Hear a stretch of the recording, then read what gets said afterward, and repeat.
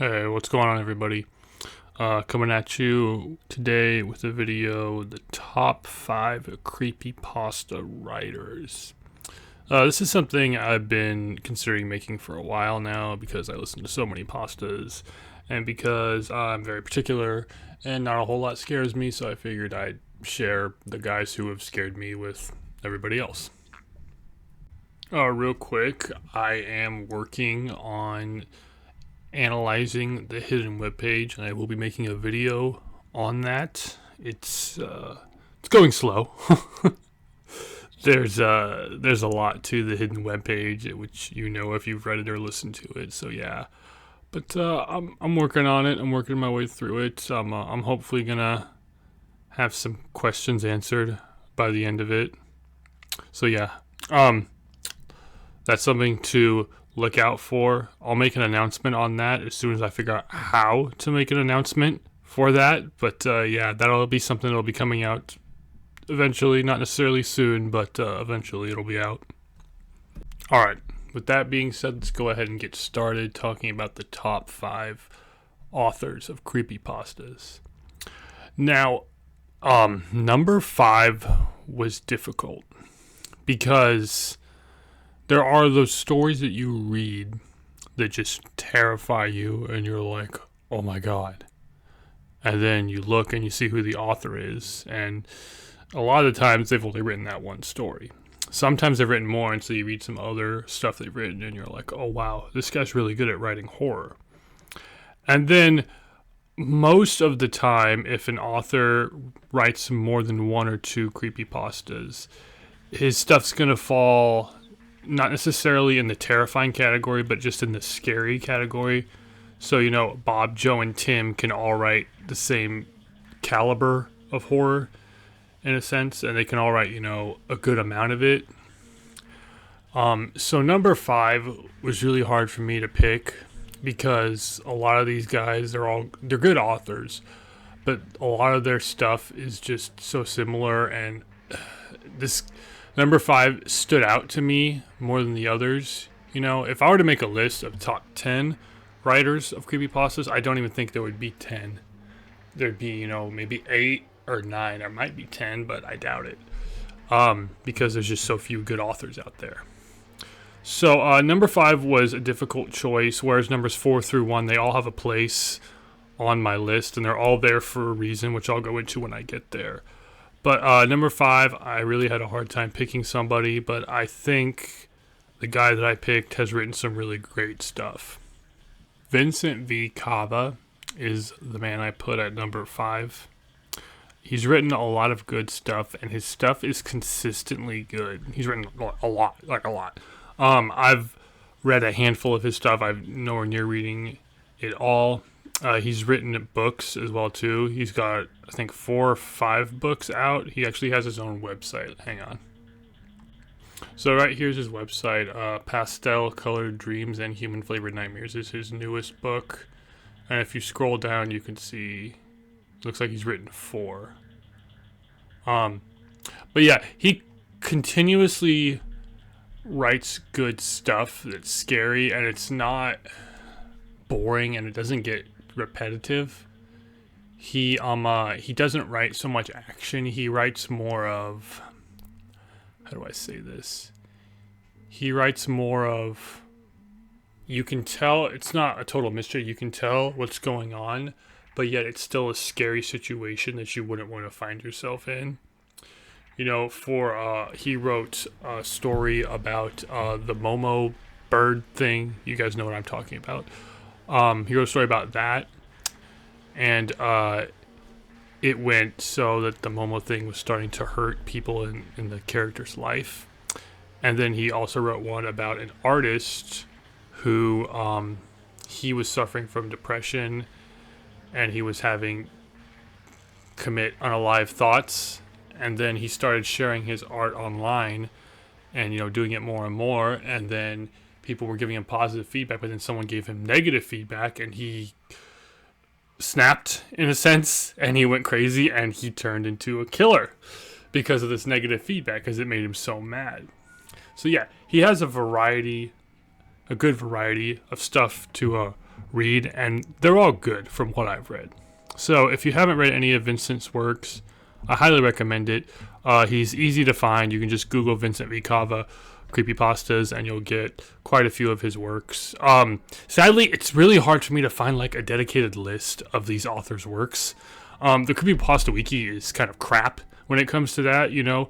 I'll have an author and then I'll put maybe 3 or 4 of their stories and then it'll be like, oh, read more. It's like, no, I want more. I want to see all of their stories. And No Sleep's a little bit better, or sorry, Reddit. The Reddit No Sleep is a little bit better because it'll have a list of their stories. But yeah, it's kind of hard to find a dedicated list of everything the person has written. But anyways, that's neither here or there. Vincent V. Cava, great author.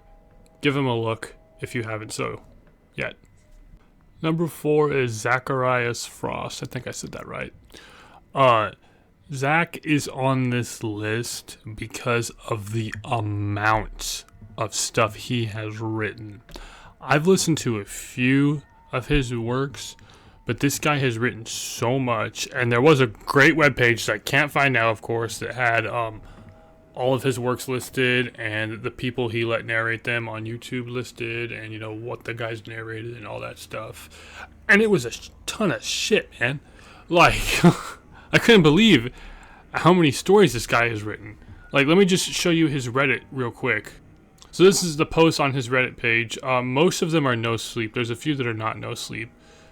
But look at all this. No sleep, no sleep, no sleep, no sleep. And a lot of these there's like part 1, part 2, you know. But check this out. I go to the bottom,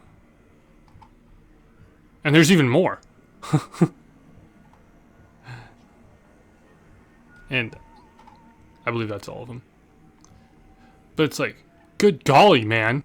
Now, I think I've listened to about 4 of his works, but just his titles, like Mariana's Web, if you know what that is, that's something I'd like to listen to. My Imaginary Girlfriend is Trying to Kill Me. Happy Fun Time on the Dark Web. I think I've listened to that one, actually. When Science Found God, I know I've listened to that one. My Father is Hiding Something in the Attic. There's a New Drug in My Town. I've listened to that one. That's a 3 or 4 part one. But yeah, like, just look at all this. I can't say too much about what his style is like, but from what I've read, he's not a huge mystery guy. He's more of, you're aware of what's going on, and what's going on is paranormal. It's not so much realistic stuff, but it's still good and it's still scary. It's not like cheesy and corny and stuff like that. We've all heard those corny stories that are boring as hell, or they're just a copy and paste of another story. He comes up with his own things and then he sticks them into a horrifying situation. And he does a really good job. He recently published a new book called The Town That Made Me. It's a novel. It's not a collection of short stories, so it's a full novel. He published it on August 11th of this year. So if you're interested, give that a look. And yeah, the guy writes great stuff, and the guy writes a lot. So definitely someone to take a look at. Coming in at number 3, we have Mr. Outlaw. This one shouldn't surprise you too much if you watched my Disturbing Creepypasta Iceberg, because he was on there a lot. He writes a lot of action-heavy horror, so it's a lot of supernatural creature fights, other supernatural creature, or robot man, or something like that. He has a multiverse that he's working on, you could call it. Some dude went and actually made a timeline for the Mr. Outlaw's universe, or he made a timeline to the best of his abilities. Now, I've read... Well, apparently I haven't read that many of what Mr. Outlaw has written. But he writes more of an action-y horror. You know, it's paranormal creature fights scary monster, so to speak. You know, and this guy's written from prisons to alternate realities to deep web stories to weird rituals. All kinds of stuff. So he's definitely one of the most well-known and one of the best creepypasta authors there is. I recommend giving some of his stories a listen to, giving some of his stories a read if you have not done so already. Elias Witherow. This guy. You should also be familiar with this name if you watched the disturbing Creepypasta Iceberg video that I made. This guy, it's like he's a demon from some other dimension reincarnated as a human male and decided to write about his adventures in these other terrifying dimensions. This guy writes some of the most dark, disturbing, deprived, terrifying shit I've ever read. He definitely does not write for kids. He's definitely an adult author, and I don't mean that there's a lot of sex and nudity and stuff like that. I mean, like, kids are gonna be really scared if they hear this or if they read this. He is not, you know, a lot of creepypastas, they're kind of akin to Goosebumps. I may have said that before, but they really are. You know, if you're familiar with R.L. Stine, the writer of Goosebumps, he also did Fear Street and other stuff like that. He did a lot of kids horror. And I was a big Goosebumps reader as a kid, and that's probably why I like creepypastas so much. But a lot of creepypastas are kind of this Goosebumps-esque type of story to where, you know, kids, something happens, pretty scary, happy ending in the end. Not Elias. This guy, the stuff he's written, like, I'm honestly surprised that YouTube hasn't taken down the narration for The Third Parent because it's so dark and fucked up at some points. Now that I say that, some social justice warrior is going to run over and try and get it taken down. But that's how bad that story is. Like, the stuff that happens in there, like, it made even me stunned, and I was like, whoa. Now, if you go to his Reddit page, you can see his posts. Feed the Pig, new book in the Feed the Pig universe. I didn't even know that was a universe. But Feed the Pig, that is one of his stories. It's fairly short. Apparently, he added a lot more to that. But... and there's the Tommy Taffy series, which is The Third Parent. It looks like everything that's here is No Sleep related or creepypasta, whatever you want to call it. I had read all of his stuff. He's published a lot more since I last looked. But that's good, you know, because he's really good at what he does. He's also written several books. So right here I have some of his books. The Black Farm, Return to the Black Farm, Third Parent, which is the Tommy Taffy one, Final Sky. Some of these I've listened to or read, and some I haven't. But this guy's good at what he does, and hopefully he's making a career out of it.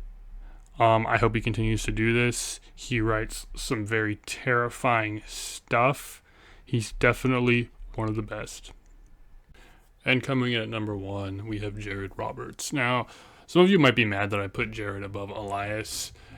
And the reason why I did that is because Elias's stories definitely come with a content warning. They're definitely not for kids. That's both good and bad. I think when a lot of people think of horror, particularly horror movies, they think, oh, dumb monster, dumb slasher movie, naked women, stupid, da-da-da. You know, complaints go on, which is pretty true as far as horror movies go. Most are really bad, most involve naked women, so guys will watch it, stuff like that. So when you have a guy who can write a scary story and his stories not have to have a content warning to them, which there might be one or two of Jared's stories that have that, but that to me is very impressive. Now, you could complain, be like, oh, well, it's more realistic, you know, serial killers and etc. and stuff like that, whereas Jared Roberts' stuff, his is all, it's fake, you know, there's no way the hidden web page could be real. Well, you're right, again. But if you read My Father Finally Told Me What Happened That Day, that one is similar to the hidden web page and it's mystery. And that one, everything's explained at the end, and it's all stuff that could, from my knowledge, actually happen in real life.